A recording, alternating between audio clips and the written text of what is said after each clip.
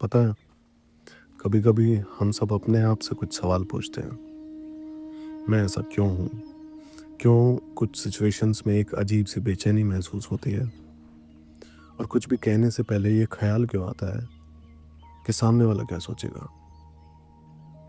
और फिर आता है वो सबसे बड़ा सवाल, हम अक्सर वो जिंदगी क्यों नहीं जी पाते जो हम सच में दिल से जीना चाहते हैं? ये कुछ ऐसे सवाल है जिनमें शायद हम सब कहीं ना कहीं खुद को पहचानते हैं। और मज़े की बात यह है कि इनके जवाब बहुत ज़्यादा कॉम्प्लिकेटेड नहीं होते, बल्कि इतने सामने होते हैं कि हम उन्हें देख भी नहीं पाते, क्योंकि इनकी जड़ें हमारे बचपन में होती हैं, उन पलों में जिन्हें शायद हमारा दिमाग भी भूल चुका है। तो चलिए, आज इसी कहानी की शुरुआत को समझते हैं। हमारे अंदर जो एक इमोशनल डिफेंस सिस्टम बना है, उसकी कहानी, जो बचपन के उन छोटे छोटे निशानों से शुरू होती है। ज़रा सोचिए, जब हम बच्चे होते हैं तो हम कितने खुले होते हैं, है ना? अपनी हर फीलिंग को बिना किसी फिल्टर के जीते हैं। खुशी होती है तो खुलकर हंसते हैं, दुख होता है तो रो देते हैं। उस वक्त कोई इमेज या दिखावे का चक्कर ही नहीं होता।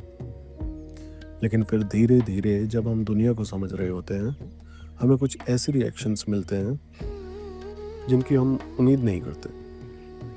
कोई हम पर हंस देता है, कोई बेवजह डांट देता है, या कोई हमें पूरी तरह नज़रअंदाज कर देता है। ये बातें उस वक्त छोटी लगती हैं, लेकिन हमारे मन पर एक छोटा सा निशान छोड़ जाती हैं। तो ये होता कैसे है? असल में इसका एक पूरा प्रोसेस है जो अक्सर हमारे ध्यान दिए बिना ही पूरा हो जाता है। सब कुछ शुरू होता है एक एहसास से, जिसे हम खुलकर एक्सप्रेस करते हैं। फिर हमें एक अनएक्सपेक्टेड चोट लगती है, एक ऐसा रिएक्शन जिसकी हमने उम्मीद ही नहीं की थी।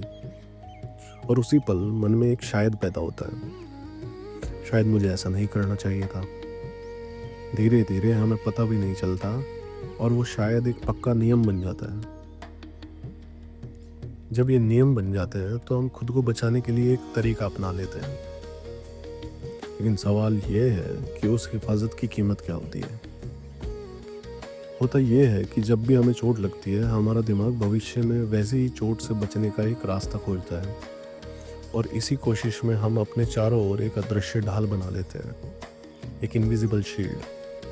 ये समझना बहुत ज़रूरी है कि यह हमारी गलती नहीं है, बल्कि खुद को बचाने का एक नेचुरल तरीका है। और यही इसी पूरी बात का सार है। एक तरफ है ढाल का वादा, जो कहती है हमें चोट से बचाएगी, और दूसरी तरफ उसकी हकीकत, जो हमें धीरे धीरे जिंदगी के गहरे अनुभवों से दूर कर देती है। सोचिए जरा, जब हम हर वक्त खुद को बचाने में लगे रहते हैं तो होता क्या है? हम जोखिम लेने से डरते हैं, नए लोगों से गहराई से जुड़ने से बचते हैं, और अपने सपनों का पीछा करना भी टाल देते हैं। नतीजा, हम सुरक्षित तो महसूस करते हैं, लेकिन एक बहुत ही सीमित दायरे में। हाँ, हमें चोट कम लगती है, लेकिन हम जिंदगी भी कम जीते हैं। और सबसे कमाल की बात यह है कि हमें ये एहसास तक नहीं होता कि हम ये सब कर रहे हैं। हम मानने लगते हैं मैं तो ऐसा ही हूँ, मैं ज़्यादा घुलता मिलता नहीं। लेकिन असल में ये हमारी पर्सनैलिटी नहीं होती, ये हमारे अनुभवों से पैदा हुई एक प्रतिक्रिया है, एक रिस्पॉन्स। लेकिन जिस पल हमें ये एहसास हो जाता है कि ये सिर्फ एक प्रतिक्रिया है, हमारी पर्सनैलिटी नहीं, बस वहीं से उम्मीद की एक किरण दिखाई देती है। वहीं से समझ आता है कि कहानी बदली जा सकती है। जब हम ये समझने लगते हैं कि हमारे कई रिएक्शंस आज की सिचुएशंस की वजह से नहीं, बल्कि हमारे अतीत की किसी याद की वजह से आ रहे हैं, ठीक उसी पल हमारे पास एक नया चुनाव करने का मौका होता है। देखिए, हमारा दिमाग पैटर्न्स पर चलता है। अगर एक बार किसी स्थिति में चोट लगी तो वो मान लेता है कि आगे भी वैसा ही होगा। ये धारणा हमें सुरक्षित रखने के लिए होती है, लेकिन कभी कभी यही चीज़ हमें बेवजह आगे बढ़ने से भी रोक देती है। तो अब जब ये पैटर्न समझ आ गया तो सवाल उठता है, रास्ता क्या है? और इसका रास्ता जल्दबाजी का बिल्कुल नहीं है, बल्कि धीरे धीरे जीना सीखने का है।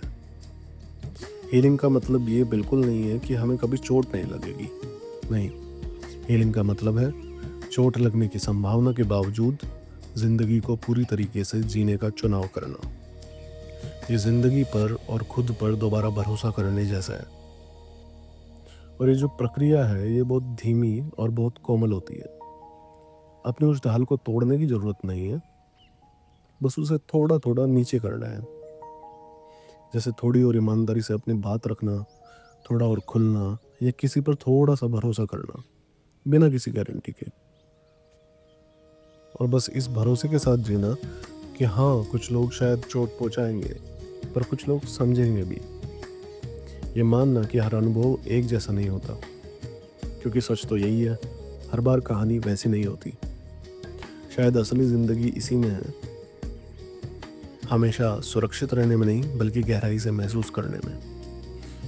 और शायद जब हम ये जोखिम लेते हैं, फिर से खुलने का, फिर से भरोसा करने का, तभी हम अपने असली आप के थोड़ा और करीब आते हैं। तो क्यों ना खुद से ये सवाल पूछें, अगर हम हिम्मत करें, तो क्या इस बार सब कुछ ठीक हो सकता है?